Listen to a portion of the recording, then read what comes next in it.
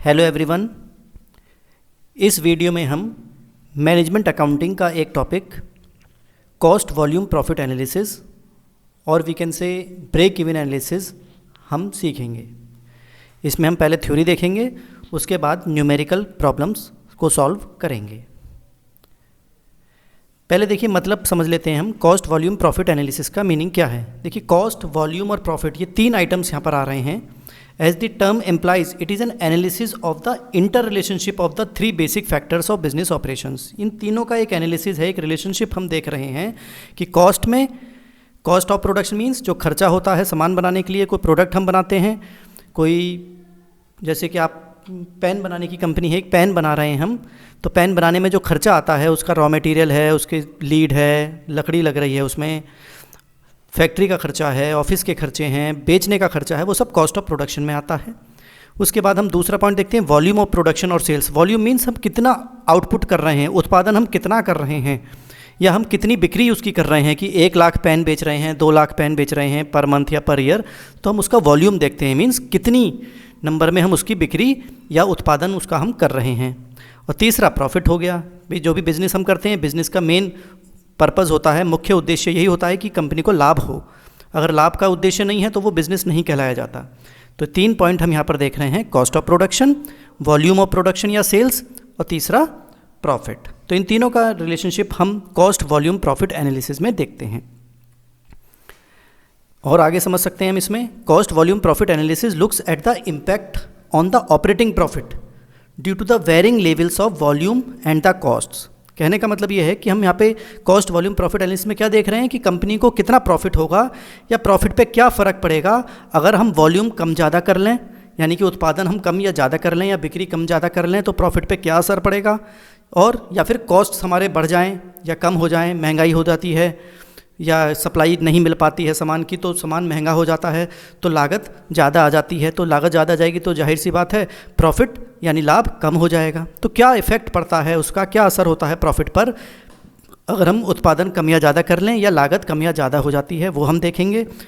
And determines a break even point for cost structures with different sales volumes that will help managers in making economic decisions for short term. यहाँ पर ये बताया गया है कि हम ब्रेक इवन पॉइंट डिटरमाइन एक करके करते हैं। ब्रेक इवन पॉइंट का मतलब होता है कि जब हम उत्पादन कर रहे होते हैं तो जो लागत आती है, यानी कि कोई हम सामान, एक कार कंपनी है जैसे मारुति कार है, उसने एक कार बनाई, 5 लाख रुपए की लागत आई, उसमें 5 लाख रुपए की लागत आई और वो 5 लाख रुपए में ही बेच दे। तो जब 5 लाख की लागत आई है, यानी कि बनाने में खर्चा हुआ 5 लाख रुपए और 5 लाख में ही उसने बेच दी, तो इसका मतलब ना उसे हानि हुई ना उसे लाभ हुआ, means no profit no loss, यानी कि 5 लाख का खर्चा आया, 5 लाख में ही बेच दी।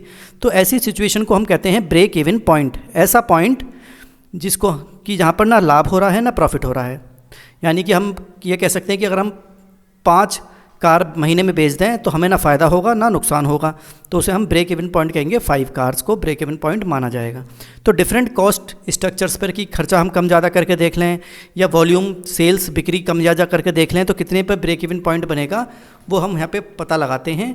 और इससे मैनेजर्स को आगे जो अपने निर्णय लेने हैं, डिसीजंस लेने हैं, उसके लिए उन्हें आसानी हो जाती है, उन्हें मदद मिल जाती है इस सब एनालिसिस से कि हम आगे अपने डिसीजंस किस तरह से ले सकें जिससे कि कंपनी को ज़्यादा से ज़्यादा फ़ायदा हो सके। तो दीज 3 फैक्टर्स आर इंटरकनेक्टेड। जैसे मैंने बताया कि कॉस्ट है, वॉल्यूम है, volume means number of output units में देखेंगे, या रुपीज़ में हो सकता है, आउटपुट किसका हो सकता है, बनाने का आउटपुट और या बिक्री करने का। तो these 3 factors are interconnected in such a way that they act and react on one another because of cause and effect relationship among them. The cost of product determines its selling price and the selling price determines the level of profit. कहने का मतलब ये है कि तीनों एक दूसरे से जुड़े हुए हैं, कॉस्ट, वॉल्यूम और प्रॉफिट। अगर कॉस्ट ज़्यादा होगी तो प्रॉफिट कम हो जाएगा, कॉस्ट कम होगी तो प्रॉफिट ज़्यादा हो जाएगा। तो जितनी लागत आएगी उससे ही पता लगेगा कि हमें अपने सामान को कितने रुपए में बेचना है। तो पहले हमें लागत देखनी पड़ेगी कि अगर कार बनाने का खर्चा 5 लाख रुपए आ रहा है तभी तो हम पता लगाएंगे, बताएंगे कि उसे 5 लाख से हमें ज़्यादा में बेचनी है कि 5,50,000 में बेचनी है या 6 लाख में बेचनी है।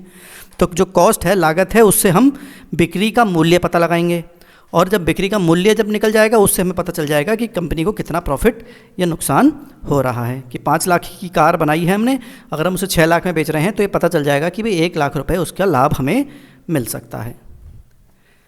Thus the study of relationship among these three important factors, that is cost, volume and profit, is known as cost volume profit analysis। यानी कि हम इन तीनों का रिलेशन अगर जब देख रहे हैं और उसकी एनालिसिस कर रहे हैं कि एक दूसरे पर क्या इफेक्ट पड़ता है, कोई चीज़ कम या ज़्यादा हो रही है तो दूसरे पर क्या इफेक्ट पड़ रहा है, कि लागत कम ज़्यादा हो रहा है तो प्रॉफिट पे क्या फ़र्क पड़ रहा है, ये सब एनालिसिस हम करते हैं, उसे हम कहते हैं cost volume profit analysis.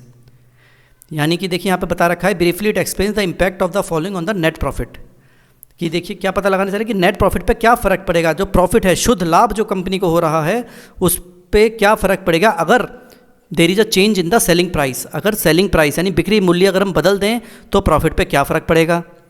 Changes in the volume of sales, अगर हम बिक्री की इकाई बदल दें कि हम पहले 10 लाख कार बेच रहे थे, अब हम 1 लाख बेचेंगे, 50 लाख बेचेंगे, 60 लाख बेचेंगे, तो उससे प्रॉफिट पे क्या फ़र्क पड़ेगा। Changes in variable cost and changes in fixed cost, ये दो तरह की कॉस्ट हैं आपकी, एक वेरिएबल कॉस्ट होती है, एक फिक्स्ड कॉस्ट होती है। इसके बदलने से प्रॉफिट पर क्या फ़र्क पड़ेगा। मैं आपको यहाँ पर बता देता हूँ कि वेरिएबल कॉस्ट और फिक्स्ड कॉस्ट क्या होती हैं। जब हम उत्पादन करते हैं तो जो रॉ मटेरियल लगता है, लेबर लगती है, मजदूरी लगती है, या और जो उससे रिलेटेड खर्चे होते हैं वो वेरिएबल कॉस्ट माने जाते हैं। यानी कि वेरिएबल कॉस्ट मतलब जो उत्पादन अगर हम ज़्यादा करें तो ये खर्चे ज़्यादा हो सकते हैं, लागत ज़्यादा हो सकती है। जैसे हम ज़्यादा सामान बनाएंगे तो मटेरियल ज़्यादा लगेगा, कच्चा माल ज़्यादा लगेगा, मजदूरी ज़्यादा लगेगी। अगर हम कम सामान बनाएंगे तो लागत कम हो जाएगी, यानी कि मजदूरी कम हो जाएगी और मटेरियल कम लगेगा। तो जो उत्पादन के हिसाब से लागत भी कम ज़्यादा हो जाए, ज़्यादा उत्पादन करें तो ज़्यादा खर्चे आएँ, कम उत्पादन करें तो कम खर्चे आएँ, तो ऐसे खर्चे, ऐसी कॉस्ट को हम वेरिएबल कॉस्ट कहा करते हैं। वेरिएबल मीन्स वेरी, कम ज़्यादा हो सकते हैं, it depends upon the production. और एक होता है fixed cost. Fixed cost means ये स्थायी खर्चे हैं जो कम ज़्यादा नहीं होते हैं। जैसे मैनेजर्स की सैलरी, जो मैनेजर साहब बैठे हुए हैं ऑफिस में, तो अगर आप उत्पादन अगर 100 इकाई बनाओ कि 200 इकाई बनाओ तो मैनेजर को जो सैलरी मिलनी है उतनी ही मिलेगी, तो वो फिक्स्ड कॉस्ट माना जाएगा। या जैसे फैक्ट्री आपने किराए पर ले रखी है, बिल्डिंग ले रखी है, पूरी फैक्ट्री किराए पर ले रखी है। अब फैक्ट्री में आप 1 यूनिट बनाओ कि 1 लाख बनाओ कि 2 लाख बनाओ, तो फैक्ट्री का किराया तो उतना ही जाना है, तो वो फिक्स्ड कॉस्ट होते हैं। मीन्स फिक्स्ड कॉस्ट एक लिमिट तक उतने ही रहेंगे, वो उत्पादन के हिसाब से बार बार चेंज नहीं होते हैं।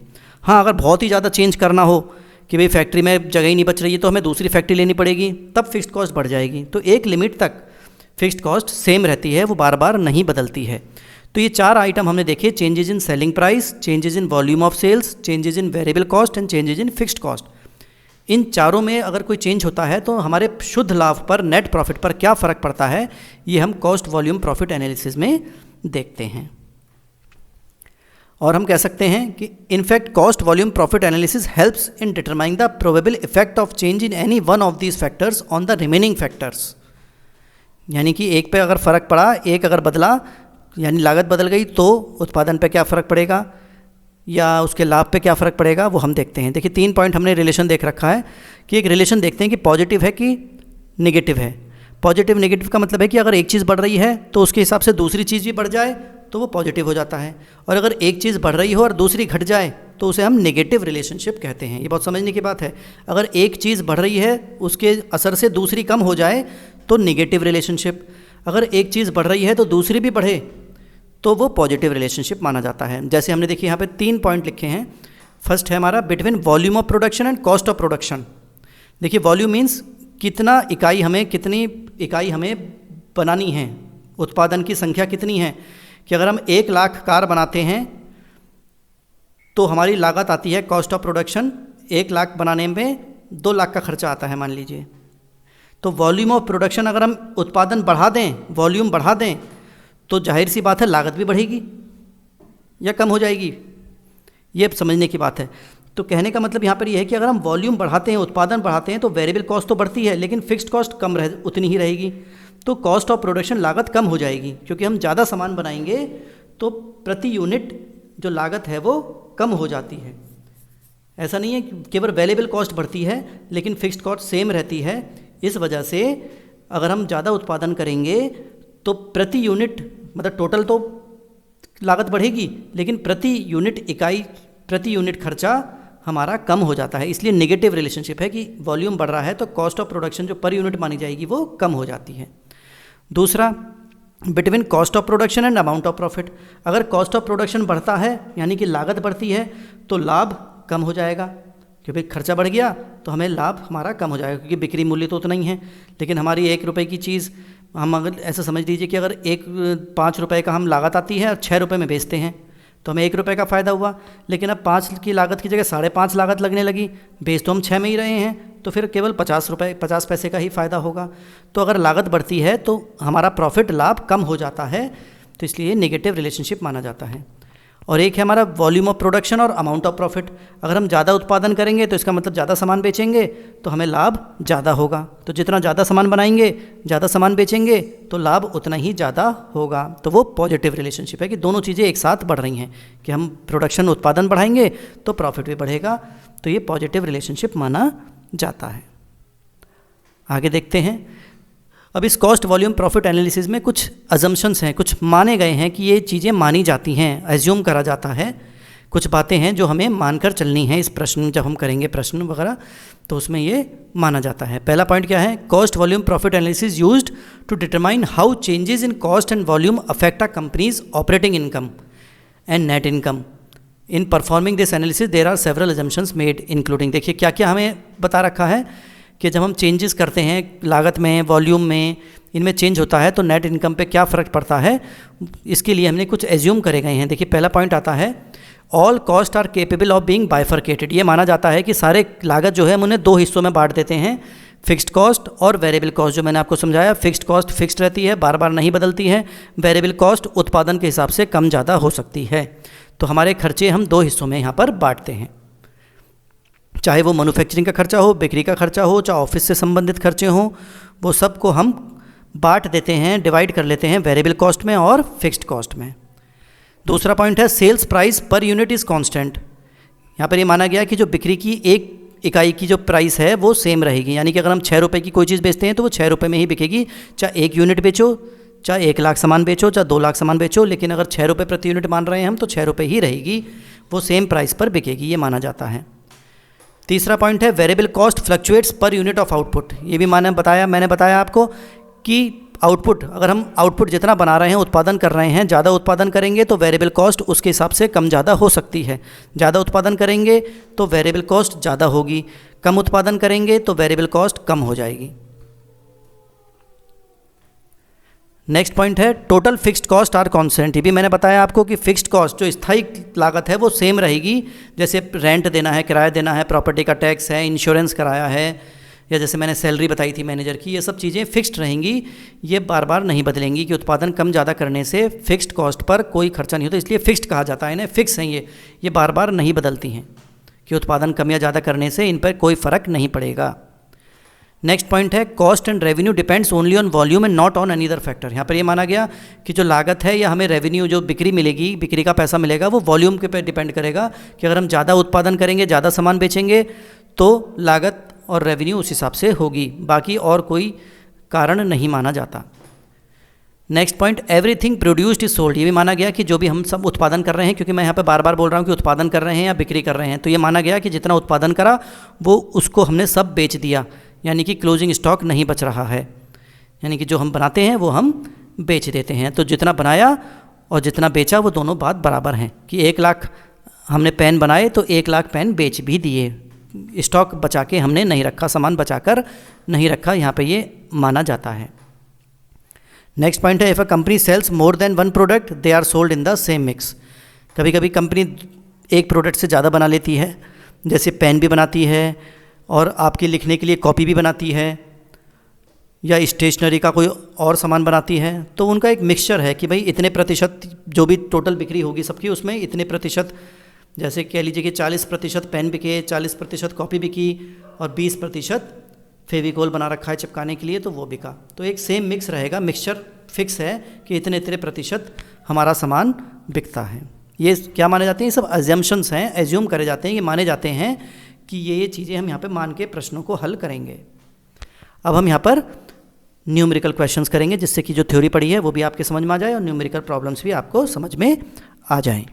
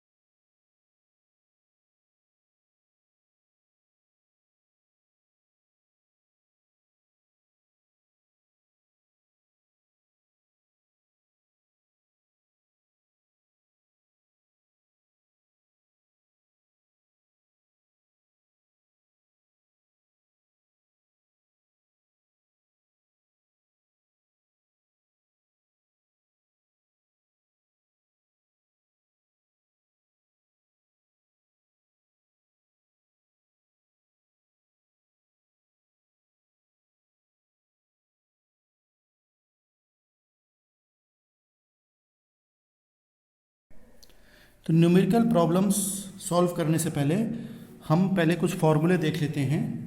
आप देखें कि कॉस्ट वॉल्यूम प्रॉफिट एनालिसिस हम दो तरीके से कर सकते हैं, एल्जेब्रिक मेथड से यानी कि फॉर्मूलेज के द्वारा, और दूसरा ग्राफ के द्वारा, ग्राफिक मेथड। पहले हम एल्जेब्रिक मेथड देख रहे हैं। इसमें देखेंगे हम एक स्टेटमेंट बना लेते हैं।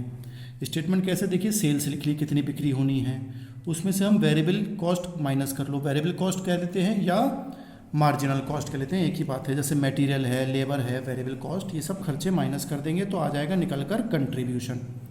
इसे हम कंट्रीब्यूशन कहते हैं। शॉर्ट में हम इसको सी नाम दे सकते हैं, सेल्स को एस नाम दे सकते हैं, वेरिएबल कॉस्ट को वी नाम दे सकते हैं। तो सेल्स में से वेरिएबल कॉस्ट माइनस कर दी। वेरिएबल कॉस्ट कौन सी होती हैं, जो उत्पादन के हिसाब से कम ज़्यादा हो जाती हैं।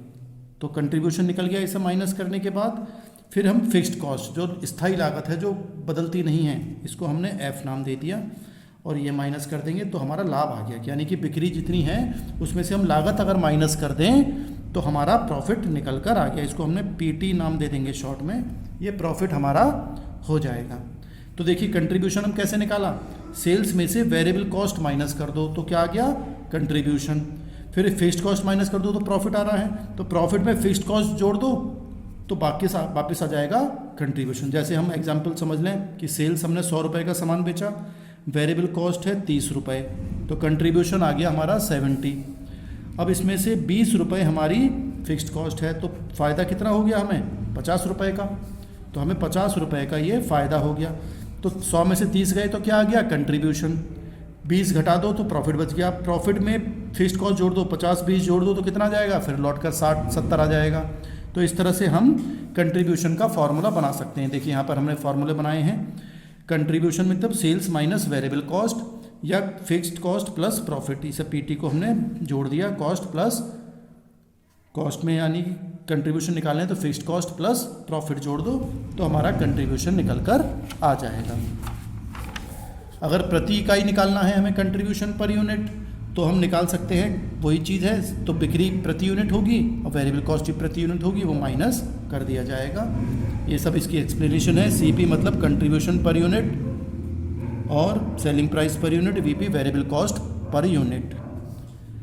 फिर आप देख सकते हैं प्रॉफिट और फिक्स्ड कॉस्ट में be determined easily with the help of contribution. इस कंट्रीब्यूशन के फॉर्मूले से हम प्रॉफिट और फिक्स्ड कॉस्ट की कैलकुलेशन कर सकते हैं। उसके फॉर्मूले दिए गए हैं। ये फॉर्मूले आपको याद करने पड़ेंगे, जब आप न्यूमेरिकल प्रॉब्लम करेंगे तो आसानी होगी। जैसे प्रॉफिट का फॉर्मूला है, सेल्स यूनिट्स में दे रखी है कि 1000 इकाई बेची, 2000 इकाई बेची, कंट्रीब्यूशन जितना आया उससे गुणा कर लिया और फिक्स्ड कॉस्ट माइनस कर दिया तो प्रॉफिट आ जाएगा। अगर फिक्स्ड कॉस्ट निकालना है तो फिक्स्ड कॉस्ट इधर लिख दो और प्रॉफिट इधर चला जाएगा, माइनस हो जाएगा, तो ये फिक्स्ड कॉस्ट निकल सकता है। तो ये कुछ फॉर्मूले हैं जो आपको याद रखने हैं कि हम प्रॉफिट निकालने के लिए फार्मूला यूज़ करेंगे। सेल्स इन यूनिट्स की इकाइयों में कितनी बिक्री कर रहे हैं, कंट्रीब्यूशन प्रति इकाई कितना है और फिक्स्ड कॉस्ट माइनस कर दो। तो जब जितनी यूनिट, अगर हम 1000 यूनिट बेच रहे हैं, 2 रुपये का खर्चा आता है, कंट्रीब्यूशन 2 रुपये है, तो 1000 गुणा 2, 2000 रुपये हो गया। फिक्स्ड कॉस्ट माइनस कर दो तो प्रॉफिट निकल कर आ जाएगा, क्योंकि कंट्रीब्यूशन में से हम फिक्स्ड कॉस्ट माइनस कर देते हैं तो क्या आ जाता है, प्रॉफिट आ जाता है। ऐसे ही proposed additional sales volume for receiving proposed और एडिशनल एक्सपेंस, कुछ हमारा जैसे मैंने अभी पीछे बताया था, आगे भी हम देखेंगे कि हमें एडिशनल खर्चा अगर हमारा हो रहा है तो हमें कितनी एक्स्ट्रा सेल चाहिए, तो यह है एडिशनल सेल्स वॉल्यूम प्रपोज्ड या increase expenses divided by contribution per unit. इस फार्मूले से कहने का मतलब यहाँ पर यह है कि जैसे कि फैक्ट्री में कुछ हमें मशीन बदलनी है या कुछ एक्स्ट्रा खर्चा आ गया, हमें नया सुपरवाइज़र रखना है उत्पादन करने के लिए, तो सुपरवाइज़र की सैलरी एक्स्ट्रा देनी पड़ेगी, तो हमारा लाभ कम हो जाएगा। भाई लागत बढ़ गई, खर्चा बढ़ गया तो लाभ कम हो जाएगा। तो हमें फिर लाभ मतलब खर्चा ना बढ़े, खर्चे को पूरा करने के लिए हमारा लाभ उतना ही रहे, तो हमें क्या करना पड़ेगा, हमें बिक्री बढ़ानी पड़ेगी कि हम ज़्यादा उत्पादन करें, ज़्यादा बिक्री करें तो हमें ज़्यादा लाभ होगा, तो जो खर्चा हुआ है वो कवर हो जाएगा। तो वो हम इस फॉर्मूले से निकालते हैं कि एडिशनल सेल्स वॉल्यूम की कितनी अतिरिक्त हमें बिक्री करनी पड़ेगी कि हमारा कुछ अगर एक्स्ट्रा खर्चा हो रहा है, फालतू खर्चा हो रहा है, तो उसको हम कवर कर सकें। तो ये हमारा, इससे हम कंट्रीब्यूशन निकाल लेते हैं। फिर आता है हमारा profit volume ratio, PV ratio हम इसे कहते हैं। ये भी हम कैलकुलेट करते हैं, इसके भी बहुत सारे फॉर्मूले हैं। देखिए PV ratio, contribution upon sales, जो बिक्री है उसका कंट्रीब्यूशन कितना प्रतिशत है, वो कंट्रीब्यूशन सेल्स का कितना प्रतिशत है, वो आंसर आ जाएगा PV ratio. Contribution upon sales, या कंट्रीब्यूशन प्रति इकाई दे रखी है तो contribution per unit upon sales per unit कह लो। कंट्रीब्यूशन हम कैसे निकालते थे, शुरू में हमने चार्ट देखा था, सेल्स में से वेरिएबल कॉस्ट माइनस करो, तो हम ऐसे भी लिख सकते हैं कंट्रीब्यूशन को sales minus variable cost upon sales तो है ही। इकाई प्रति इकाई यूनिट दे रखी है, प्रति इकाई रुपए दे रखे हैं तो selling price per unit minus variable cost per unit upon selling price कर लो। फिर मैंने आपको बताया था कंट्रीब्यूशन हम नीचे से भी निकाल लेते थे, फिक्स्ड कॉस्ट को प्रॉफिट में जोड़ लो तो कंट्रीब्यूशन आ जाता है, तो बात वही है कंट्रीब्यूशन अपॉन सेल्स इंटू 100। एक आता है profit upon margin of safety. Margin of safety हम वैसे बाद में पढ़ेंगे। मार्जिन ऑफ सेफ्टी का मतलब होता है कि हम अब मार्जिन सेफ पोजीशन में कब आ सकते हैं, जब हम लागत से ज़्यादा पे बेचेंगे सामान, कि अगर 1000 रुपये लागत आती है तो हम 1200 में बेच रहे हैं तो 200 रुपये प्रॉफिट जो हो रहा है वो मार्जिन ऑफ सेफ्टी है, कि हम सेफ हैं, सिक्योर हैं, सुरक्षित हैं, कि हम अब नुकसान हमें नहीं सहना पड़ेगा, तो उसे हम मार्जिन ऑफ सेफ्टी कहते हैं। कभी कभी ऐसा होता है कि 2 वर्षों का हमें सेल्स बिक्री दे रखी होती है या प्रॉफिट दिया होता है, तो हम पीवी रेशियो 2 वर्षों का दे रखा है तो हम देखते हैं कि पहले वर्ष से दूसरे वर्ष में कितना अंतर आया, सेल्स में भी और प्रॉफिट में भी, तो change in profit upon change in sales into 100 कर लेते हैं कि प्रॉफिट में कितना चेंज हुआ, 1000 से 1500 हो गई तो 500 रुपये बढ़ गए तो 500 रुपये लिख देंगे। सेल्स 2000 से 3000 हो गई तो 1000 रुपये बढ़ गई तो चेंज इन सेल्स 1000 रुपये लिख देंगे, गुणा 100 कर देंगे तो भी पीवी रेशियो निकल कर आ जाएगा। ये इसके शॉर्ट फॉर्म के पूरे नाम है। सी का मतलब कंट्रीब्यूशन, एस का मतलब सेल्स जो हमने फॉर्मूले में लिए हैं एस उसका सेल्स, सीपी का मतलब कंट्रीब्यूशन पर यूनिट, प्रति इकाई कंट्रीब्यूशन कितना है, सेलिंग प्राइस प्रति यूनिट कितनी है, और पीटी का मतलब प्रॉफिट। और हम देख सकते हैं ये देखें on the basis of PV ratio हम बहुत सारी चीज़ें निकाल सकते हैं। अगर पीवी रेशियो हमारे पास निकला हुआ है तो हम कई और चीज़ें भी निकाल सकते हैं, जैसे कंट्रीब्यूशन निकाल सकते हैं, सेल्स इंटू पीवी रेशियो कर दो।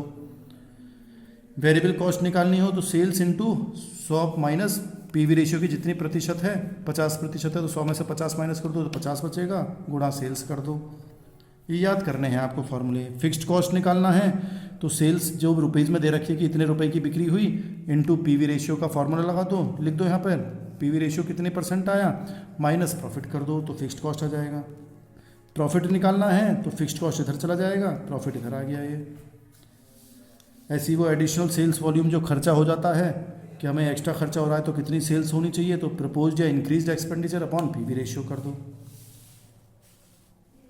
ये आप पहले आप कॉपी में लिख लीजिएगा फॉर्मूलेज, तभी न्यूमेरिकल प्रॉब्लम सॉल्व करेंगे।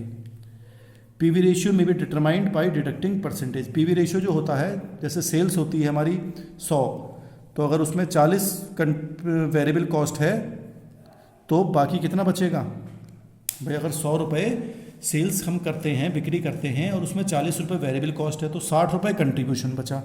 तो कंट्रीब्यूशन ही एक तरीके से पीवी रेशियो की परसेंटेज मानी जाती है। तो देखिए यहाँ पे लिख रहा है पीवी रेशियो 20% है तो वेरिएबल कॉस्ट 80% मानी जाएगी सेल्स की। अगर वेरिएबल कॉस्ट 60 है तो पीवी रेशियो 40% माना जाएगा। कहने का मतलब ये हुआ कि पीवी रेशियो और कंट्रीब्यूशन दोनों को अगर हम जोड़ दें तो दोनों की सेल्स आ जाएगी निकल कर, सेल्स का परसेंटेज आ जाएगा एक तरीके से। तो अगर ये 40 है तो ये 60 होगा, ये 50 है तो ये भी 50 होगा, क्योंकि 100 सेल्स कोई भी चीज़ 100% होती है।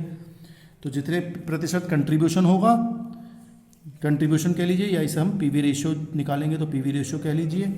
तो जितना पीवी रेशियो होगा बचा हुआ, या पीवी रेशियो तो हमने लिख लिया, तो हम कंट्रीब्यूशन की जगह पे हम लिख सकते हैं वेरिएबल कॉस्ट। अब सही से समझिएगा कि जितना पीवी रेशियो है बचा हुआ वेरिएबल कॉस्ट माना जाएगा, या जितना वेरिएबल कॉस्ट होगा बाकी बचा हुआ पीवी रेशियो होगा 100% में से। अगर ये 40% वेरिएबल कॉस्ट है तो 7% पीवी रेशियो हो जाएगा। अगर ये 70% है तो 30% वेरिएबल कॉस्ट हो जाएगा सेल्स का। तो इस तरह से हम ये कैलकुलेट करते हैं। अब हम न्यूमेरिकल क्वेश्चंस देखेंगे। हेलो एवरीवन, इस वीडियो में हम प्रॉफिट वॉल्यूम, या जैसे कह सकते हैं कॉस्ट वॉल्यूम प्रॉफिट एनालिसिस हम देखेंगे। उसके कुछ न्यूमेरिकल क्वेश्चंस करेंगे। शुरू में हमने कॉस्ट वॉल्यूम प्रॉफिट जो हम निकालते हैं उसके फॉर्मूलेज देखे थे, उनका मीनिंग देखा था कि कहाँ कॉस्ट वॉल्यूम प्रॉफिट एनालिसिस काम आता है, कैसे उसके हम कंट्रीब्यूशन का फॉर्मूला निकालते थे, वेरिएबल कॉस्ट कैसे निकालते हैं, कंट्रीब्यूशन कैसे निकालते हैं, और हम या कहें कि प्रॉफिट वॉल्यूम रेशियो यानी कि पीवी रेशियो कैसे निकालते हैं, ये सब हमने अभी पीछे देखा। अब हम कुछ न्यूमेरिकल क्वेश्चंस करेंगे जिससे कि आप थोड़ा और अच्छी तरीके से समझ सकते हैं। तो एक क्वेश्चन हम देखते हैं। क्वेश्चन है हमारा, a company producing a single article sells it at 15 each, ₹15 का एक आर्टिकल बेचती है। मार्जिनल कॉस्ट, जो ये मार्जिनल कॉस्ट होता है इसको हम वेरिएबल कॉस्ट भी कहा करते हैं। वेरिएबल कॉस्ट, इसको हम वेरिएबल कॉस्ट भी कहते हैं। वो ₹9 है। और फिक्स्ड कॉस्ट, जो मैंने पहले बता चुका हूँ कि फिक्स्ड कॉस्ट मीन्स जो फिक्स्ड रहती है कि आप 1 यूनिट बनाओ चाहे 10 यूनिट बनाओ, फिक्स्ड कॉस्ट सेम रहेगी, ₹600 है पर एनम प्रति वर्ष। अब पीवी रेशियो हमें निकालना है। तो हमें क्या क्या गिवन है, देखिए सेलिंग प्राइस हमें गिवन है, जिसे हमने शॉर्ट में नाम दे दिया सेलिंग प्राइस पर यूनिट ₹15। और वेरिएबल कॉस्ट ये आपकी है ₹9, ये पर यूनिट है सब, सेलिंग प्राइस भी पर यूनिट और वेरिएबल कॉस्ट भी पर यूनिट आपको गिवन है। अब हमें क्या निकालना है, पीवी रेशियो। पीवी रेशियो का आपको फॉर्मूला हमने अभी पीछे देखा था, क्या फॉर्मूला होता है हमारा। अब देखिए, अगर हम देखें तो इसका फॉर्मूला हमारा होता है selling price per unit minus variable cost upon selling price, और परसेंटेज में आता है इसलिए इंटू 100 कर लेंगे। तो ये 15 माइनस 9 अपॉन 15 इंटू 100, तो ये आ गया 6/15 इंटू 100। तो हमारा आंसर आ जाएगा लगभग 40%। तो इस तरह से हम ये कैलकुलेशन करते हैं। तो 40% हमारा आंसर आ गया पीवी रेशियो, यानी कि सेलिंग प्राइस प्रति इकाई दे रखी है, पर यूनिट निकाला, वेरिएबल कॉस्ट पर यूनिट है दिया हुआ है, मार्जिनल कॉस्ट वेरिएबल कॉस्ट एक ही बात है, फिक्स्ड कॉस्ट का यहाँ पे कोई रोल नहीं है पीवी रेशियो निकालने के लिए इस क्वेश्चन में।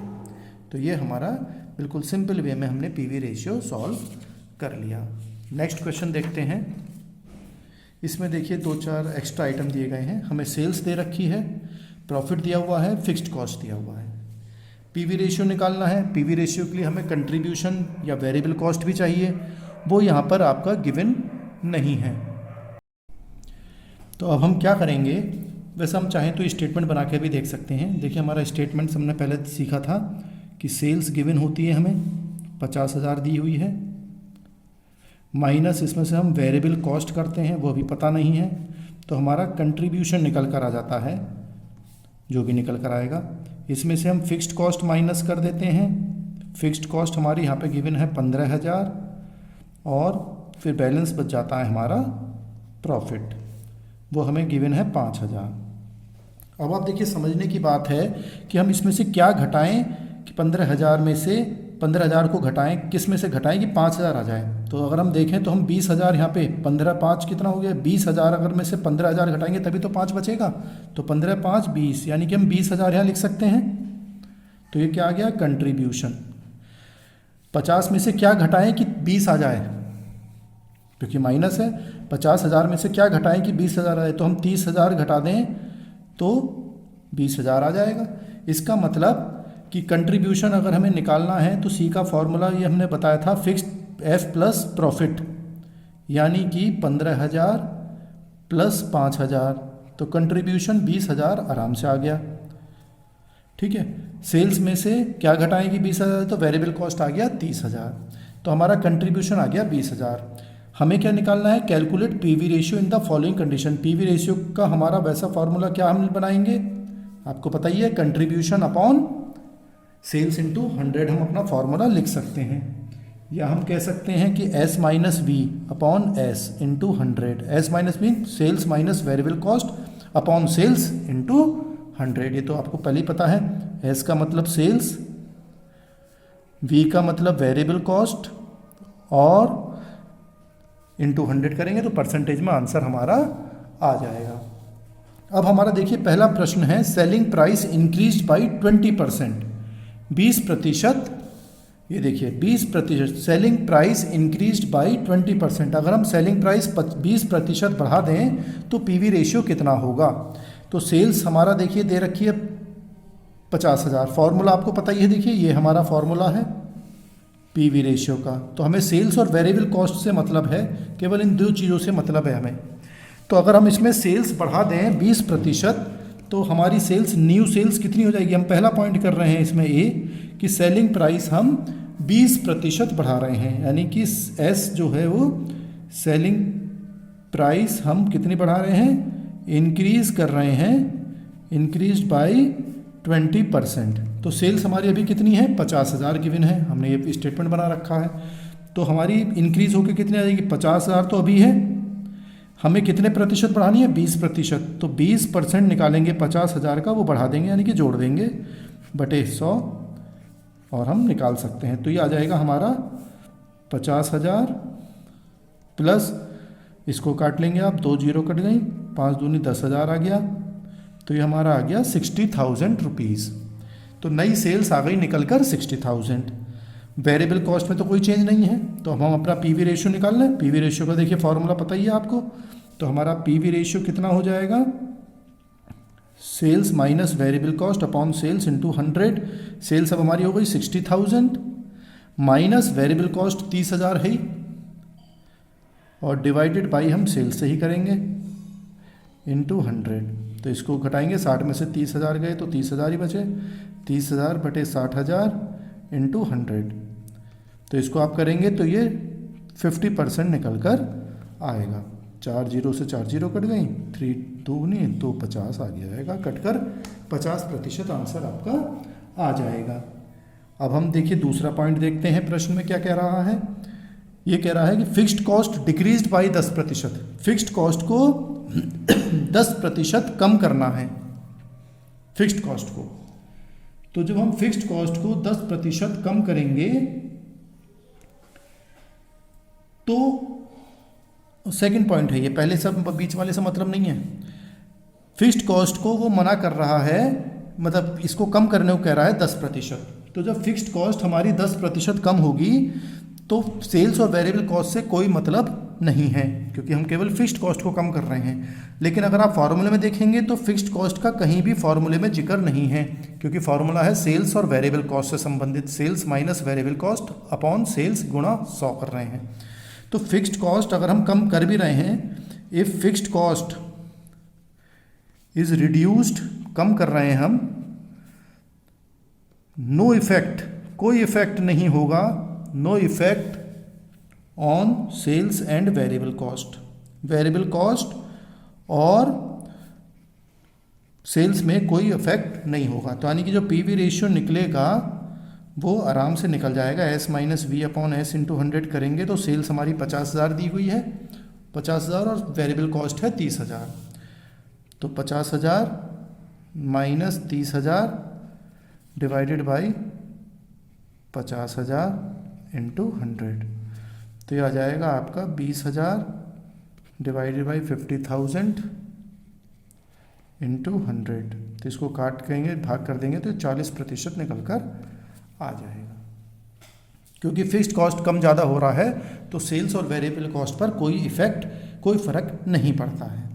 सेल्स और वेरिएबल कॉस्ट में फ़र्क आएगा तभी हमारा पीवी रेशियो अलग निकल कर आएगा। तीसरा पॉइंट देख लेते हैं हम।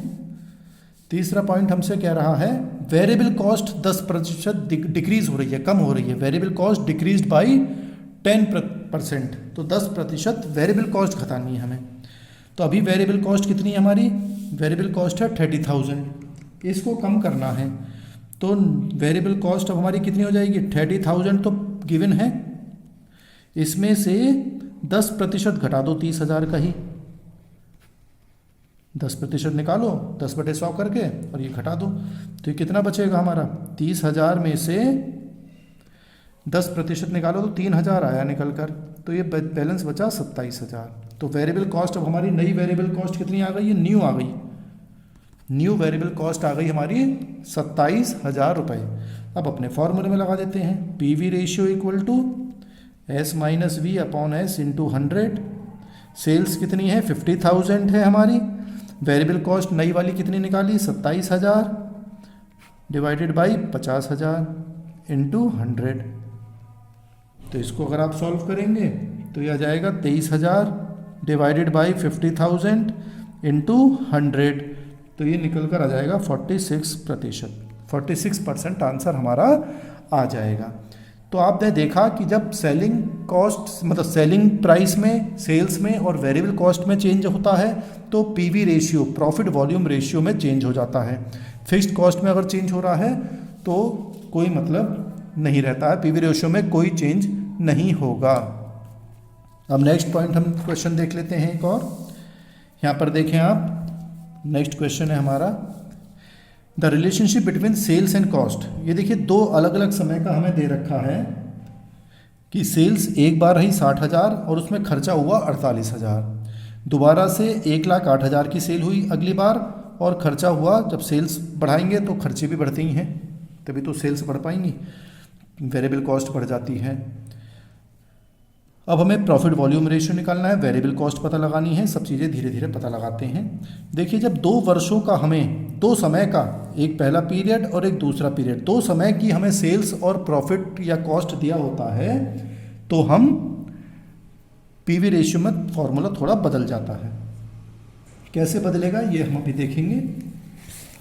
अब हमें क्या करना है, हमें फॉर्मूला देखिए जब अलग 2 वर्षों का दिया हुआ है तो इस समय देखिए जब सेल्स हमें दे रखी है 60,000 और 48,000 उसकी लागत है, तो प्रॉफिट कितना होगा, जो हम बेच रहे हैं सामान को 60,000 की और हमारी लागत आ रही है 48,000, तो जो बचा हुआ है 60 में से 48 घटा दो तो हमारा प्रॉफिट निकल कर आ जाएगा। तो पहले पीरियड का प्रॉफिट आएगा हमारा, आंसर निकाल रहे हैं कि भाई लागत है 48,000, बेच रहे हैं हम 60,000 में, तो फालतू जितना भी है वो क्या है, प्रॉफिट है हमारा। तो सेल्स में से टोटल कॉस्ट आप घटा दीजिए, तो पहले वाले का घटे के कितना आएगा 60,000 माइनस 48,000, तो ये 12,000 रुपये आएगा।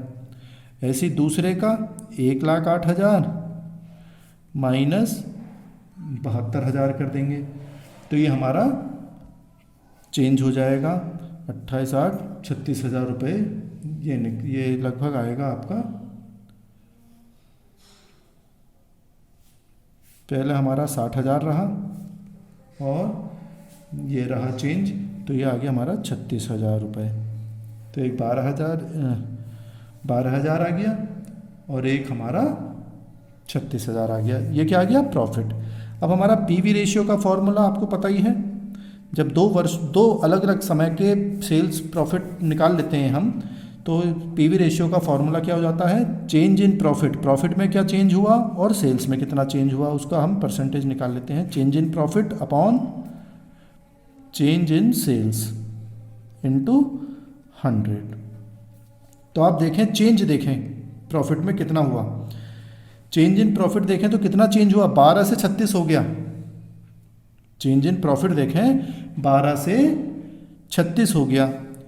तो अगर हम पहले अलग निकाल के देख लें, चेंज इन प्रॉफिट हमारा, चेंज इन प्रॉफिट हमारा हो रहा है 12 से 36 हो गया, यानी कि 36 और 12 में कितना अंतर हो गया, 24,000 का। एक वैल्यू तो ये आ गई। ऐसी फॉर्मूला है चेंज इन सेल्स, तो आप चेंज इन सेल्स देख लीजिए, सेल्स में कितना अंतर है, 1,08,000 था, 60 से 1,08,000 हो गया, तो कितना माइनस करके देख लें, 1,08,000 में से 60,000 माइनस कर लीजिए आप, तो ये हो गया 48,000। दूसरी वैल्यू आ गई। अब हम इस फॉर्मूले में लगा लेते हैं, तो 24,000 डिवाइडेड बाई 48,000 इंटू 100, तो ये 50% यानी 50% निकल कर वैल्यू पीवी रेशियो की परसेंटेज आ जाएगी। तो पहला पॉइंट हो गया हमारा, पीवी रेशियो निकाल लिया। अब हमसे कहा गया है कि वेरिएबल कॉस्ट कितनी होगी अगर सेल 1,00,000 रुपए हो जाए, मतलब ये तो अलग सिस्टम है। अब हमें वेरिएबल कॉस्ट के बारे में पता लगाना के लिए कह रहा है कि अगर हम 1,00,000 रुपए की सेल करते हैं तो उसमें वेरिएबल कॉस्ट कितनी होगी। तो देखिए, मैंने वेरिएबल कॉस्ट अगर हमें निकालना है तो हमें समझने की बात है, मैंने पहले ही बताया था आपको। अब हमें वेरिएबल कॉस्ट निकालनी है, variable cost at sale of rupees 1,00,000, 1,00,000 की सेल करते हैं तो वेरिएबल कॉस्ट कितनी होनी चाहिए। अब देखिए पीवी रेशियो हमारा 50% है, 50%। मैंने आपको देखिए पहले भी बताया था कि पीवी रेशियो और वेरिएबल कॉस्ट दोनों मिला के सेल्स हो जाते हैं। कहने का मतलब ये है कि जितने प्रतिशत वेरिएबल कॉस्ट है तो बाकी जो प्रतिशत बचा वो पीवी रेशियो हो जाएगा। कहने का मतलब फिर समझ लेते हैं कि पीवी रेशियो अगर 50% है तो वेरिएबल कॉस्ट जो है वो भी 100 में से घटा दो, 50% कितना बचेगा, 50% ही बचेगा। अगर पीवी रेशियो 40% है तो 40% है तो पूरा कितना होता है, 100% होता है, तो वेरिएबल कॉस्ट 60% हो जाएगा। अगर पीवी रेशियो 10% है, ये 10 है, तो वेरिएबल कॉस्ट 90 हो जाएगा, क्योंकि टोटल 100 होता है। तो यानी कि वेरिएबल कॉस्ट हमें निकालनी है 1 लाख पर, तो प्रतिशत देखें तो पीवी रेशियो हमारा 50% है। सो इफ़ पीवी रेशियो हमारा कितना है 50%, तो वेरिएबल कॉस्ट हो गई 50%। परसेंटेज किसका, सेल्स का ही होता है। तो अब हम वेरिएबल कॉस्ट 50% ऑफ सेल, तो सेल्स हमारी प्रश्न में आपसे पूछा है कि अगर सेल 1 लाख रुपए है तो कितनी होगी, तो वेरिएबल कॉस्ट कितना हो जाएगा, 50% सेल्स का 1 लाख रुपए का, तो 50,000 रुपये निकल कर आ जाएगी हमारी ये क्या, वेरिएबल कॉस्ट। तो जितना प्रतिशत मतलब टोटल 100% चीज़ होती है तो उसमें पीवी रेशियो जितना प्रतिशत होगा बचा हुआ वेरिएबल कॉस्ट हो जाता है। अब हम तीसरा प्रश्न देखते हैं। तीसरा पॉइंट इसमें पूछा है कि फिक्स्ड कॉस्ट कितनी होनी चाहिए या कितनी होगी। तो फिक्स्ड कॉस्ट, इसके भी फॉर्मूले मैंने आपको लिखवाया है कि हम कंट्रीब्यूशन या पीवी रेशियो की हेल्प से हम फिक्स्ड कॉस्ट निकाल सकते हैं। इसका फॉर्मूला होता है sales into PV ratio minus profit. Sales हमारी कितनी है प्रश्न में, हम कोई भी एक ईयर ले सकते हैं, एक समय का ले लीजिए, 60,000 दे रखी है मान लीजिए, तो 60,000 सेल्स। पीवी रेशियो नॉर्मल 50% है तो 50% माइनस प्रॉफिट। प्रॉफिट कितना था यहाँ पे, पहले साल में जब 60,000 बेच रहे हैं, 48,000 की लागत है, तो प्रॉफिट कितना है यहाँ पे 12,000 रुपये। तो सेल्स प्रॉफिट हो गया 12,000, क्योंकि हमने 12,000 निकाली थी। यहाँ पे देखिए 12,000 रुपये निकाली थी हमने, 60,000 है में बेच रहे हैं, 48,000 की लागत है, तो 12,000 हमारा क्या है ये प्रॉफिट। अब इसको सॉल्व कर लीजिए, तो ये सॉल्व करके आएगा 30,000, इसमें से 12,000 ये आप घटा दीजिए तो 18,000 रुपये हमारा क्या निकल कर आ जाएगा, ये फिक्स्ड कॉस्ट। चौथा पॉइंट हमसे पूछा है टोटल कॉस्ट कितनी होगी अगर सेल 80,000 रुपये है तो। चौथा पॉइंट है टोटल कॉस्ट कितनी होगी अगर 80,000 हम सेल कर रहे हैं, तो हमें टोटल कॉस्ट निकालनी है एट सेल्स 80,000। 80,000 की अगर हमारी सेल हो रही है तो उसमें लागत कितनी होगी। तो लागत देखिए 2 तरह की लागत होती है, हम पहले बता चुका हूँ मैं आपको, फिक्स्ड कॉस्ट होती है और वेरिएबल कॉस्ट होती है, 2 ही लागत होती हैं। अब फिक्स्ड कॉस्ट और भाई लागत में 2 ही तो चीज़ आई, एक फिक्स्ड कॉस्ट जो चेंज नहीं होती है और एक वेरिएबल कॉस्ट जो जितना ज़्यादा उत्पादन करेंगे वेरिएबल कॉस्ट उतनी ज़्यादा हो जाएगी। तो वेरिएबल मीन्स वेरी करना, चेंज होते रहना। तो वेरिएबल कॉस्ट तो मैंने आपको बताया था कि अगर फिक्स्ड पीवी रेशियो 50% आ रहा है हमारा, तो जो 50% ये है तो 50% बचा हुआ हमारा क्या होगा, वेरिएबल कॉस्ट होगी, क्योंकि पीवी रेशियो और ये वेरिएबल कॉस्ट 100% होते हैं दोनों जोड़ के। तो अब हम देखें कैसे निकाल सकते हैं। अब फिक्स्ड कॉस्ट, टोटल कॉस्ट हमें निकालनी है, तो फिक्स्ड कॉस्ट जोड़ लें प्लस वेरिएबल कॉस्ट जोड़ लेते हैं, वेरिएबल कॉस्ट एट सेल्स 80,000। तो फिक्स्ड कॉस्ट तो हमें अभी निकाली है 12,000 है हमारे प्रश्न में, ये भी नहीं, फिक्स्ड कॉस्ट 18,000 अभी हमने निकाली थी, ये 18,000 निकाली है, प्लस वेरिएबल कॉस्ट कितनी मानी जाएगी, जब 50% हमारा पीवी रेशियो है तो बचा हुआ 50% क्या हुआ, वेरिएबल कॉस्ट। तो 50% निकाल लो 80,000 का, वो वेरिएबल कॉस्ट हो जाएगी जो बची है। तो दोनों मिला के कितना हो गया, 18,000 ये हो गया, प्लस इसको जोड़ लो तो इसका 40,000 आएगा निकल कर। तो ये टोटल मिला के हो गया 58,000 रुपये। ये हमारा क्या आ गया, टोटल कॉस्ट। ये बहुत समझने के क्वेश्चंस हैं, फॉर्मूले पहले आपको याद होने चाहिए, तभी आप ये क्वेश्चंस आप सॉल्व कर पाएंगे, वरना ये प्रश्न आप आसानी से हल नहीं कर पाएंगे अगर आपको फॉर्मूलेज याद नहीं है। चलिए नेक्स्ट क्वेश्चन देखते हैं। हमें देखिए अब क्या क्या दे रखा है प्रश्न, यहाँ पर हमें दे रखा है, देखिए पीवी रेशियो दे रखा है, एक प्रगति प्रकाशन ये किताबें छापती है, बुक पब्लिश करती है, उसका 20% उनका पीवी रेशियो है। सेल्स है इनकी, सेल्स वर 2,50,000 और फिक्स्ड कॉस्ट दे रखी है आपको, तो कोई परेशानी की बात नहीं है, सेल्स भी पता है, फिक्स्ड कॉस्ट भी पता है, पीवी रेशियो भी पता है, तो इससे हम बाकी आइटम्स हम कैलकुलेट कर सकते हैं। अब देखिए समझने की बात ये आती है, चाहे तो आप स्टेटमेंट भी बना सकते हैं। स्टेटमेंट देखिए कैसे बना लेते हैं, आसानी हो जाती है। सेल्स हमारी कितनी है, सेल्स है 2,50,000 माइनस वेरिएबल कॉस्ट करते हैं तो कंट्रीब्यूशन आ जाता है, ये तो हम कई बार देख चुके। फिर माइनस फिक्स्ड कॉस्ट कर दो तो हमारा प्रॉफिट आ जाता है। तो हमें क्या दे रखा है, फिक्स्ड कॉस्ट 20,000 रुपये दे रखे हैं। मैंने आपको बताया था कि अभी पिछले प्रश्न में ही कि पीवी रेशियो जितने प्रतिशत होगा वेरिएबल कॉस्ट बची हुई होगी, यानी कि अगर पीवी रेशियो आपका 20% है तो वेरिएबल कॉस्ट कितने प्रतिशत होगी, 80%, क्योंकि टोटल मिला के 100% होता है। तो वेरिएबल कॉस्ट कितनी होगी, 80% किसकी, सेल्स की, क्योंकि पीवी रेशियो भी सेल्स पे ही निकलता है। तो 80% हम निकालना है अगर 25 लाख का, तो ये निकल जाएगा 80% ऑफ 2.5 लाख रुपए, क्योंकि सेल 2.5 लाख रुपए की है। तो 80% आप निकालेंगे तो ये 2 लाख रुपए निकल कर आएगा, 2 लाख रुपीज़। तो वेरिएबल कॉस्ट हो गया 2 लाख, देखिए 2 लाख आराम से आ गया, वेरिएबल कॉस्ट निकालना है। इससे कंट्रीब्यूशन निकल जाएगा, 2.5 लाख में से 2 लाख घटाइए तो कितना बचेगा, 50,000 रुपये।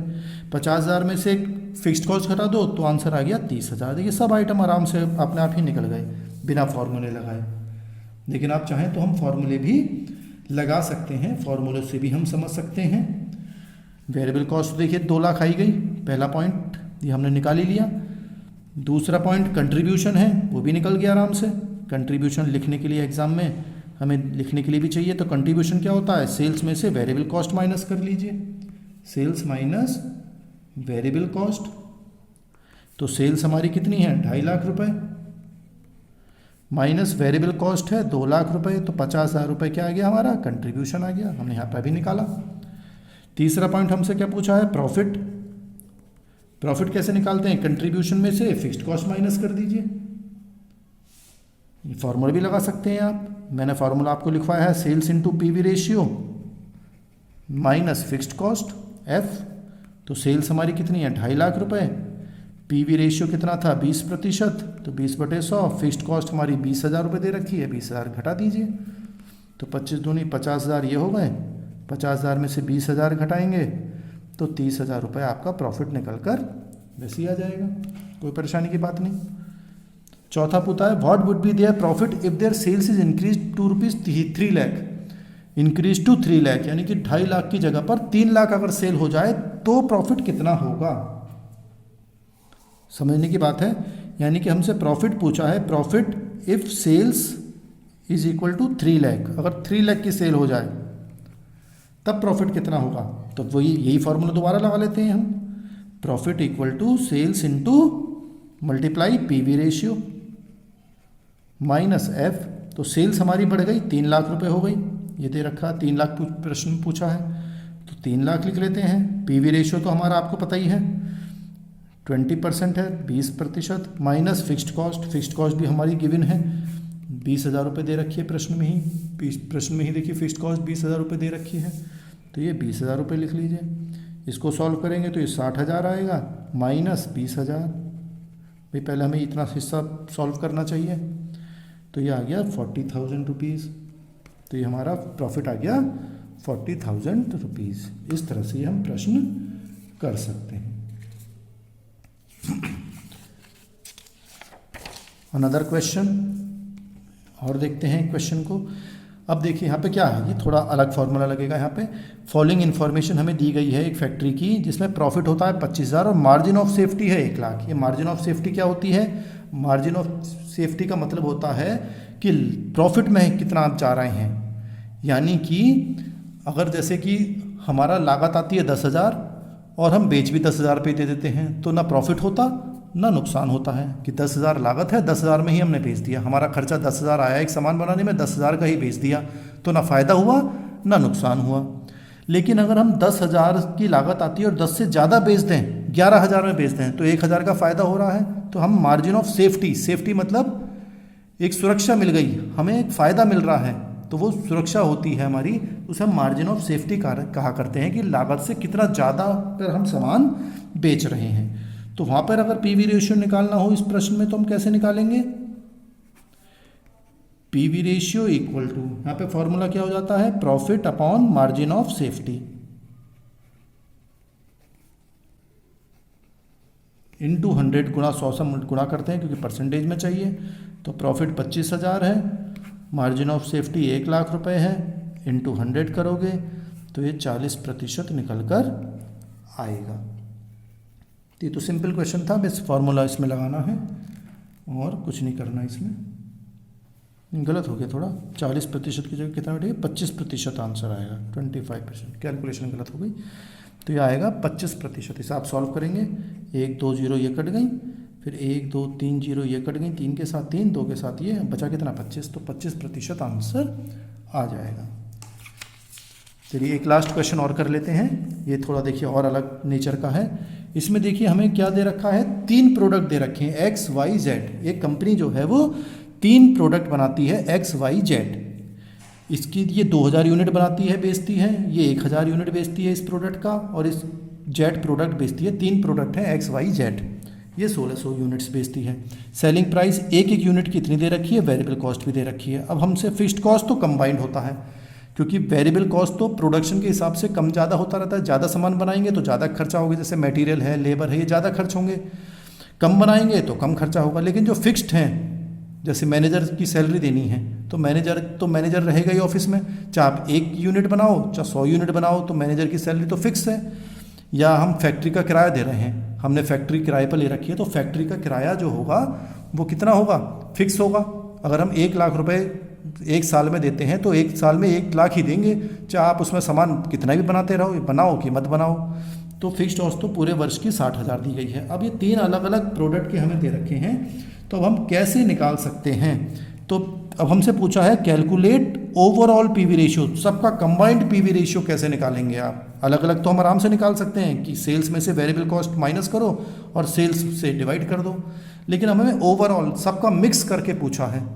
तो मिक्स करके पूछा है तो हम कैसे निकालते हैं वो समझने की बात है। पहले हम अलग अलग तीनों का पीवी रेशियो निकालेंगे, उसके बाद फिर उनको इकट्ठा करेंगे।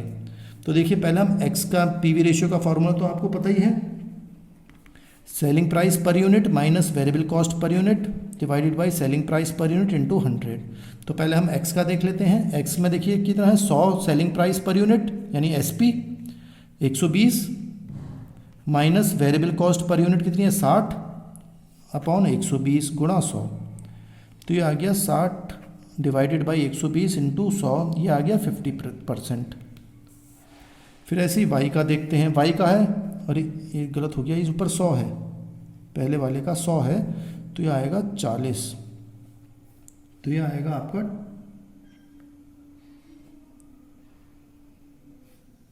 और ये भी 100 रहेगा, तो ये 40% आएगा, यानी 40%, क्योंकि पहले का 100 है तो 100 में से 60 गए बटे 100।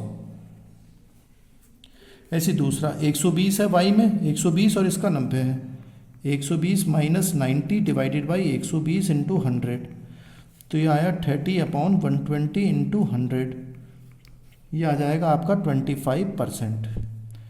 फिर जेड का निकालते हैं, 50 माइनस 25 डिवाइडेड बाई 50 इंटू 100, तो ये हो गया 25 अपॉन 50 इंटू 100, तो ये हो गया 50%। तो पहले हमने क्या निकाल लिया, पीवी रेशियो निकाल लिया तीनों प्रोडक्ट्स का, तीनों उत्पादकों का अलग अलग। 3 उत्पादन करते हैं, 3 प्रोडक्ट बनाते हैं, उत्पादक हैं, 3 उत्पाद हैं इनके, प्रोडक्ट 3, तो तीनों के हमने अलग अलग पीवी रेशियो निकाल लिया। अब हम निकालेंगे, अब इनकी सेल्स कितनी % है ये देखना है।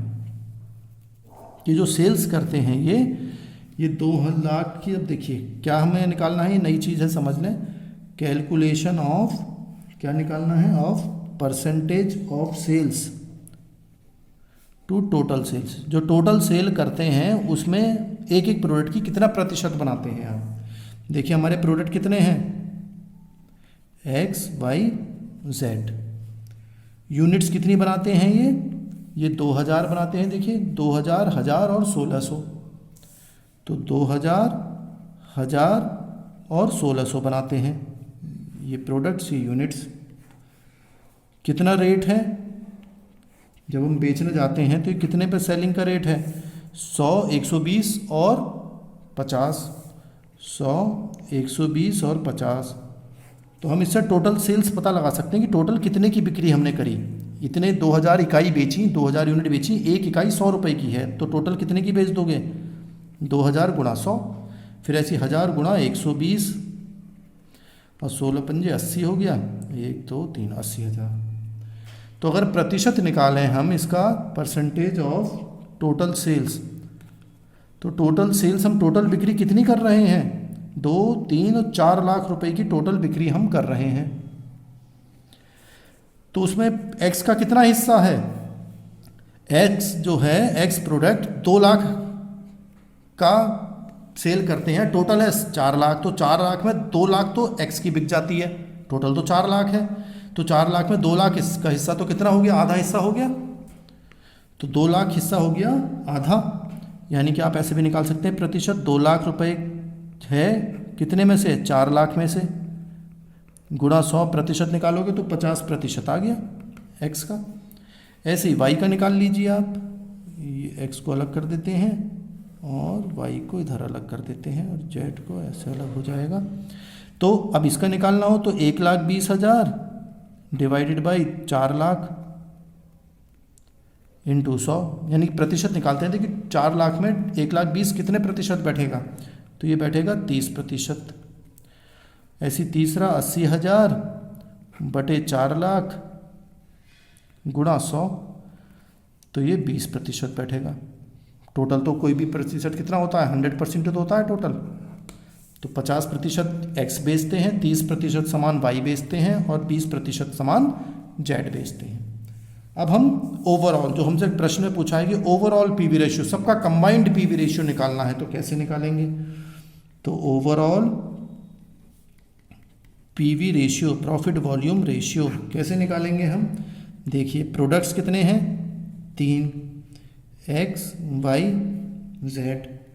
इसका पीवी रेशियो कितना आया हमारा निकल कर, हमने ऊपर निकाले थे 40, 25 और 50, तो 40, 25 और 50% का निशान लगा दिया।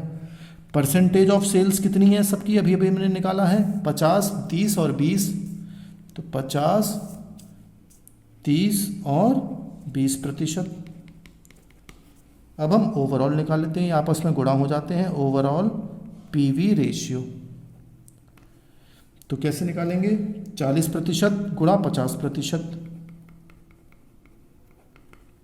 तो ये आ जाएगा 20%, यानी कि 40 गुणा 50 और बटे 100 कर लो। ऐसे ही 25 गुणा 30 बटे 100, तो ये हो गया 7.5%। ऐसे ये 50 गुणा 20 बटे 100% कर लो, तो 5 2 10 आ जाएगा, ये 10%। और इन सबको जोड़ लो, तीनों को जोड़ेंगे तो 37.5% निकल कर आ जाएगा। ये क्या आ गया, ओवरऑल पीवी रेशियो। इसको हम ओवरऑल भी कह देते हैं, प्रश्न में कभी कभी ये कंबाइंड भी कह देते हैं, कंबाइंड, इकट्ठा कंबाइंड पीवी रेशियो भी कह देते हैं इसको। प्रश्न में कुछ भी कह सकता है, कंबाइंड या ओवरऑल पीवी रेशियो। तो इस तरह से निकलेगा अगर अलग अलग प्रोडक्ट हमें दे रखे हैं और सबका एक ही इकट्ठा ही पीवी रेशियो निकालना है, तो हम इस तरह से निकालते हैं। ठीक है, कोई समस्या हो, कोई क्वेश्चन पूछना हो तो आप कमेंट बॉक्स में लिख सकते हैं। ठीक है, थैंक यू। तो न्यूमेरिकल प्रॉब्लम्स हमने सॉल्व करे। अब हम उसके बाद देखते हैं कि कंट्रीब्यूशन जो हमने निकाला उससे देखिए क्या क्या फ़ायदे हो जाते हैं। कंट्रीब्यूशन निकालने के बहुत लाभ हैं। पहला पॉइंट है, it helps in determining break even point हम ब्रेक इवन पॉइंट निकाल सकते हैं, प्रॉफिट वॉल्यूम रेशियो हमने निकाला, हम डिफरेंट प्रॉफिटेबिलिटी भी निकाल सकते हैं कि प्रॉफिटेबिलिटी निकालते वक्त कंट्रीब्यूशन का यूज़ हम करते हैं। Second point, the decision about continuing और stopping the production of a particular product is also taken on the basis of contribution. अगर कंट्रीब्यूशन पॉजिटिव है, सही आ रहा है, तो हमें देखना होगा कि इस प्रोडक्ट को हम कंटिन्यू करें या बंद कर दें। अगर कंट्रीब्यूशन सही आ रहा है तो हम प्रोडक्ट को आगे कंटिन्यू कर सकते हैं।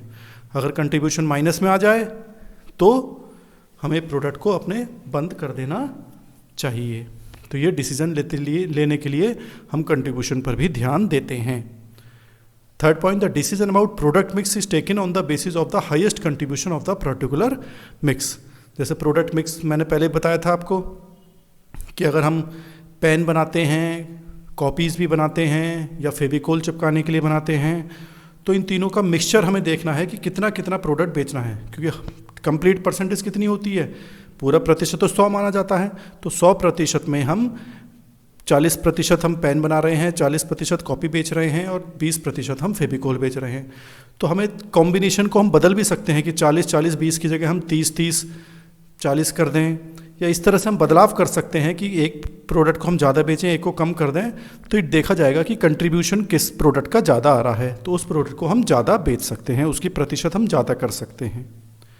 The particular production process which has highest contribution is selected in the case of decision regarding production process selection. बहुत सारे तरीके होते हैं उत्पादन करने के, अलग अलग मटेरियल आते हैं, अलग अलग चीज़ें हैं, अलग अलग हम मैनुअल बना सकते हैं, इलेक्ट्रॉनिकली या मैकेनिकली हम हेल्प बना सकते हैं सामान को। तो जैसे भी उत्पादन का प्रोसेस है, तो जिसमें कंट्रीब्यूशन ज़्यादा आए, जिसमें हमें लाभ ज़्यादा हो रहा हो, यानी कि contribution sales minus variable cost, यानी कंट्रीब्यूशन ज़्यादा आ रहा हो, तो वो ही प्रोडक्शन प्रोसेस को हमें सिलेक्ट करना चाहिए। तो ये कंट्रीब्यूशन के फ़ायदे होते हैं, इसलिए हम कंट्रीब्यूशन कैलकुलेट करते हैं। अब हम देखते हैं कि जो कॉस्ट वॉल्यूम प्रॉफिट एनालिसिस हमने पूरा पढ़ा, इसके क्या उद्देश्य है, क्या महत्व है इसका। तो देखिए, पहला महत्व दे रखा है determination of break even point. Break even point हम आगे अगली वीडियो में देखेंगे कैलकुलेट करना। ब्रेक इवन पॉइंट आपको पता ही है कि ऐसी सिचुएशन जहाँ पर ना प्रॉफिट होता है, ना नुकसान होता है, ना हानि ना लाभ। तो ये हमें ऐसा वॉल्यूम बताते हैं, ऐसी सेल की मात्रा बताते हैं कि इतनी बिक्री करने पर ना हमें फ़ायदा हो रहा है ना नुकसान हो रहा है।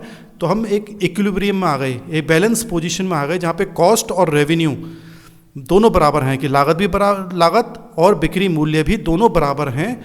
उसे हम सिचुएशन को हम क्या कहते हैं, नो प्रॉफिट नो लॉस। तो हम ब्रेक इवन पॉइंट कैलकुलेट कर सकते हैं with the help of contribution as well as with cost volume profit analysis. हम फ्लेक्सिबल बजट बना सकते हैं। सेकंड पॉइंट में देखें, setting of flexible budget. Flexible budget means हम बजट बनाते हैं जब हैं, तो उसमें हम देखते हैं कि हम अगर हमारी मशीन पूरे वर्ष में 1000 कार बना सकती है, तो लेकिन ज़रूरी नहीं होता कि हम 1000 ही बनाएं, हम कम भी बना सकते हैं। मार्केट में डिमांड कैसी है, मांग ज़्यादा है तो हम ज़्यादा बनाएंगे, कम मांग होती तो कम बनाते हैं। तो हम 80% कार बनाएं कि 60% बनाएं। मान लीजिए 1000 कार हम बनाते हैं तो हम 800 कार ही बना पाएँ, 800 बनाएं कि 600 बनाएं कि 700 बनाएं। तो हम ये फ्लेक्सिबल बजट बना देते हैं कि भाई देख सकते हैं हम कि कितनी प्रतिशत कार बनाने पर हमें ज़्यादा फ़ायदा नुकसान हो रहा है। तो ये हम फ्लेक्सिबल बजट जब बनाते हैं तब भी हम कॉस्ट वॉल्यूम प्रॉफिट एनालिसिस करते हैं। तो उससे पता चल जाता है कि कितनी लागत आ रही है, कितना प्रॉफिट होगा डिफरेंट लेवल्स ऑफ एक्टिविटी पर, कि 60% बना रहे हैं तो कितनी लागत आ रही है हमारी और कितना लाभ हो रहा है। अगर हम 80% अपनी क्षमता के हिसाब से 80% बना रहे हैं तो उस पर लागत अब लाभ हमें कितना होगा, तो ये हम पता लगा सकते हैं। और देखिए third point, helpful in formulating the price policies. हम प्राइसिंग पॉलिसीज़ भी कैलकुलेट कर सकते हैं कि प्राइसेस हम निकाल लेते हैं कि एनालिसिस से पता लगता है कि हम कितना हमें लाभ होना है, कितनी हमारी लागत आ रही है, कितना हमें फिर बिक्री मूल्य रखना पड़ेगा। तो लागत हमें जितनी आ रही है और जितना हम प्रॉफिट चाहते हैं, लाभ चाहते हैं, उस हिसाब से ही हम अपनी प्राइस की पॉलिसीज़ डिसाइड करते हैं कि कितना बिक्री मूल्य रखना चाहिए। नेक्स्ट है analysis of effect of changes in cost. ये भी हम पता लगा लेते हैं कि कॉस्ट अगर कम ज़्यादा हो रही होती है, जैसे फिक्स्ड कॉस्ट बहुत ज़्यादा उत्पादन बढ़ जाए तो फिक्स्ड कॉस्ट एक हद के बाद बढ़ने लगेगी, मटेरियल कॉस्ट बढ़ जाती है, लेबर कॉस्ट है, बाकी ओवरहेड्स होते हैं हमारे, फैक्ट्री के खर्चे, ऑफिस के खर्चे, बिक्री के खर्चे। तो ये सब एनालिसिस हम जब करते हैं, कॉस्ट वॉल्यूम प्रॉफिट एनालिसिस करेंगे, रिलेशनशिप से हमें पता चल जाएगा कि इनका क्या इफेक्ट पड़ता है हमारे लाभ या हानि पर। नेक्स्ट पॉइंट है allocation of overhead costs. Overhead का मतलब खर्चे ही माने जाते हैं। ओवरहेड कॉस्ट होते हैं जैसे फैक्ट्री के खर्चे, उन्हें हम फैक्ट्री ओवरहेड बोल देते हैं। ऑफिस से संबंधित मैनेजर्स की सैलरी है, ऑफिस का खर्चे होते हैं, तो वो ऑफिस ओवरहेड्स कहलाए जाते हैं। जब बिक्री करने जाते हैं तो बिक्री के खर्चे होते हैं, जैसे सेल्समैन का कमीशन देना है, विज्ञापन देने हैं, ये सब सेलिंग ओवरहेड्स माने जाते हैं, बिक्री के ओवरहेड्स माने जाते हैं। तो इससे हम जब ये एनालिसिस करते हैं, कॉस्ट वॉल्यूम प्रॉफिट एनालिसिस हम कर रहे हैं, तो हम कितने कितने खर्चे हमें हर उसमें रखने हैं कि फैक्ट्री में कितना खर्चा होना चाहिए, ऑफिस में कितना खर्चा होना चाहिए, बिक्री से संबंधित कितने खर्च होने चाहिए, ये सब हम डिसाइड करते हैं इस एनालिसिस के द्वारा। फिर ये प्रॉफिट प्लानिंग में भी काम आता है। प्रॉफिट प्लानिंग मीन्स कि हमें कितना प्रॉफिट रखना है, कितना हमें लाभ कमाना चाहिए। कि हम कभी कभी ऐसा होता है कि लागत इतनी आ रही है, इस पे हमें 10% प्रॉफिट चाहिए, तो हम इसमें हेल्पफुल होता है हमारा ये प्रॉफिट एनालिसिस जब हम करते हैं ये। तो कंपनी पहले क्या करेगी, डिक्लेयर कर देगी कि हमें इतना प्रॉफिट चाहिए, हमें इतना प्रॉफिट होना चाहिए। उसके बाद फिर हम देखेंगे कि इस प्रॉफिट को हम कैसे हासिल कर सकते हैं। तो ये प्रॉफिट वॉल्यूम एनालिसिस जो हम पढ़ रहे हैं, ये सब हमें हेल्प करेगा। It helps in estimating income at a particular sales level, कि हम इतनी बिक्री करें तो कितना इनकम होगी, अगर हम और ज़्यादा बिक्री करें तो कितनी इनकम होगी। तो ये सब हम पता लगा सकते हैं कॉस्ट वॉल्यूम प्रॉफिट एनालिसिस के द्वारा। It helps to determine change in profit due to change in sales volume. ये भी हम पता लगा लेते हैं कि अगर सेल्स बढ़ रही है तो प्रॉफिट कितना बढ़ेगा, कि अगर सेल्स 10% बढ़ी तो प्रॉफिट 10% बढ़ेगा कि कम बढ़ेगा कि ज़्यादा बढ़ेगा, वो हम कैलकुलेट करते हैं, जैसे हमने भी करा, प्रॉफिट निकालते थे हम फॉर्मूले के द्वारा। Then third point, company arrive at the sales level to be attempted for a desired profit by the knowledge of relationship existing between cost volume and profit. कहने का मतलब क्या हुआ कि कंपनी एक सेल्स लेवल पर आ जाती है जो वो चाहती है कि हमें इतना प्रॉफिट चाहिए। इस रिलेशनशिप के द्वारा, जो ये रिलेशन है कॉस्ट वॉल्यूम और प्रॉफिट का, उसके द्वारा कंपनी एक कोशिश करती है कि हमें इतना प्रॉफिट या इतनी सेल हम कर सकें जिससे कि हम अपना डिज़ायर्ड प्रॉफिट निकाल सकें, कि हम जो चाहते हैं उतना प्रॉफिट हम कर सकें। तो वो तभी तय कर पाएंगे आप जब आप कॉस्ट वॉल्यूम प्रॉफिट एनालिसिस कर लेंगे, जब आपको फॉर्मूले ये सब पता होंगे। लास्ट पॉइंट है, it helps to find out the sales required to meet proposed expenditure. कभी कभी ऐसा होता है कि कुछ नया खर्चा आ जाता है, तो जब नया खर्चा आ गया, कुछ कभी कभी ऐसा होता है कि हमें अब फैक्ट्री चल रही है, मशीन बदलनी पड़ रही है, तो नया खर्चा आ गया, तो उस खर्चे को पूरा करने के लिए हमें लाभ कमाना पड़ेगा ज़्यादा। लाभ कमाने के लिए हमें फिर उस हिसाब से सेल्स करनी पड़ेगी। तो जब उस हिसाब से हम सेल्स करेंगे तो कितनी सेल्स हमें बढ़ानी चाहिए कि जिससे कि ये जो एक्स्ट्रा खर्चा हमारा हो रहा है, जो फालतू का खर्चा आ गया, उसको हम कवर कर सकें, कि हमें लाभ होता रहे। तो कितनी हम अपनी सेल्स, अपनी बिक्री बढ़ाएं जिससे कि हमें ज़्यादा लाभ हो और ये खर्चे को हम पूरा कर सकें। तो ये प्रॉफिट प्लानिंग में हमें हेल्पफुल होता है। तो ये उसके उद्देश्य माने जाते हैं। अगर आपको कोई समस्या हो, इस सब पूरी वीडियो में कहीं भी कोई समस्या हो, तो आप कमेंट बॉक्स में लिख दीजिएगा। Then I will try to solve your queries. Thank you.